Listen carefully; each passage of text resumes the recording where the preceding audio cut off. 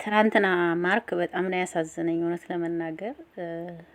ቤዚ እንግዲህ የደበቀችውን ነገር ትናንትና ላይ ይፋ አርጋለች። ምክንያቱም ጊዜ የለኝም ፈተና እስከምጨርስ ብቻ ነው መቆየት የምችለው፣ ፈተናዬን ከጨረስኩ ፕሮሰሱ ያልቃል እሄዳለሁ ነው እያለች ያለችው። ያው እንግዲህ የሚወስደኝም አባቴ ነው ሌላ ሰው አይደለም ብላለች። እንዲኔ ግን ለቤዛ መመክራት ወይም መነግራት ነገር ቢኖረኝ እውነት ለመናገር ብዙዎቻችን ያው አሜሪካ ሲባል በቃ አሁን ለምሳሌ አሜሪካ ስትሉ የሆነ በቃ ብንሄድ ብላችሁ ትመኛላችሁ አይደል? ግን ምንም ያው ነው እውነት ለመናገር ቤዚ እንዲያውም አሁን ቻናልሽ አሪፍ እየሄደልሽ ነው፣ ጥሩ ይከፍልሻል፣ አገርሽ ላይ ብትሆኝ ነው እኔ የምመክርሽ። ግን ደግሞ አባትሽ ቤተሰቦችሽ እዛ ከሆኑ ደግሞ መከልከል እንግዲህ አላቅም። ለማርክ ግን ይከብደዋል። እውነት ለመናገር በጣም ነው የሚከብደው። ያፈቅራታል እውነት ለመናገር። ሰላም እንዴት ናችሁ?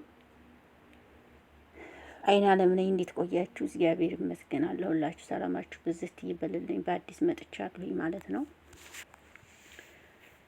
ምን ልበላችሁ በእውነት እኔ ትናንትና ቤዛ መጨረሻ ላይ ፍራንክ ነው ትላለች እያልኩ እየጠበቅኳት ነበር እውነት ለመናገር። ነገር ግን ፍራንክ ነው አላለችም፣ የእውነት ሆኗልና ማርክ በጣም ነው ያሳዘነኝ። በቃ አሁን ላይ ማርክ ሰውን አምኖ ለመቅረብ ራሱ ይከብደዋል። የእውነት ለመናገር ማለት በብዙ ሰው መሰበር ይከብዳልና አይዶን ነው ብቻ አላቅም። እኔ ሆነስ ነግራችሁ እንዲው በዚህ ነገሩን አስተካክለሽ ያለ መሄድ ብትሞክሪ ይላልው፣ ያለ መሄድ ብትሞክሪ ብዬ አስባለሁ። እኔት ያለያ ግን ከባድ ነው፣ በጣም ይጎዳል ማርክ የምር። ወይም ደግሞ እስከ ዛሬ መናገር ነበረብሽ ሆኖ ውስጥ ገና ሀብላችሁ እሱና አንቺ ስትገናኙ ሀሳብሽን መናገር ነበረብሽ። አሁን ፍቅር ካለሽ ታፈቀረሽ በኋላ ፍቅር ውስጥ ከገባ በኋላ ለሄር ነው እኔ እንጃ እኔ ምን ልበልሽ፣ ይከብዳል። ቤዚ ቁመሽ አስቢበት የኔ እናት እውነት። በርግጥ ከቤተሰብ ቁጥጥር መውጣት ጥሩ አይደለም። ቤተሰብን ማክበር ግድ ነው። እንግዲህ ገባችሁ አይደለ? አሁን ያለኝ ጊዜ ፈተና እስከምጨርስ ነው ብላለች። በቃ ማርክ አምኖ መቀበል አቅቶታል። በቃ ነው እያለ አይደለም በቃ ማርክ አሁን ላይ አምኖ መቀበል አቅቶታል። ገባችሁ? ይሄ ነገር አለ።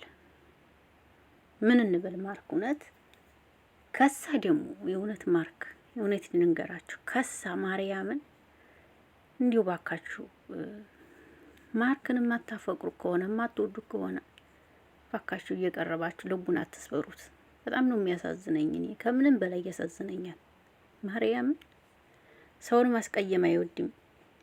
እሱም ቢያስቀይሙት ይሻላል ሰውን ከሚያስቀይም ማርክና እባካችሁ መጀመሪያ ሰውን ስትቀርቡ ሁሉንም ነገር ተናግራችሁ ቅረቡ።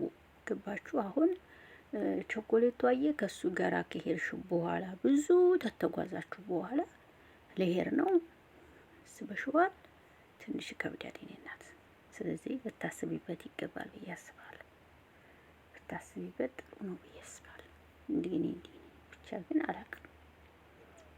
ለኔ ከብዶኛል። ለኔ እንዲህ ከብዴ ማርክ ምን ይሆናል አስባችኋል? ቪዲዮውን አቋርጦ ነው ተናገና የሄደው።